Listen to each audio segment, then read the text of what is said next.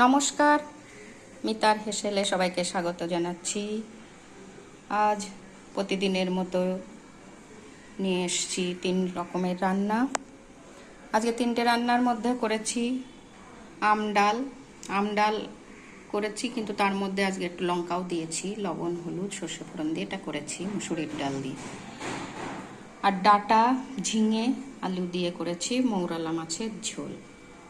মৌরলা মাছ লবণ হলুদ মাখিয়ে হালকা ভেজে নিয়েছি, তারপরে কড়াইতে তেল দিয়ে একটু জিরে ফোড়ন দিয়ে ডাটা আলু ঝিঙে সবগুলো ভালো করে নেড়ে চেড়ে লবণ হলুদ লঙ্কা দিয়ে আবার ভালো করে নেড়ে চেড়ে জল দিয়ে দিয়েছি। এবার কিছুক্ষণ পর ভাজা মাছগুলো দিয়ে আরও কিছুক্ষণ ফুটিয়ে ধনে জিরে ভাজা গুঁড়ো দিয়ে নামিয়ে নিয়েছি। এটা খেতে খুবই ভালো লাগে গরমে।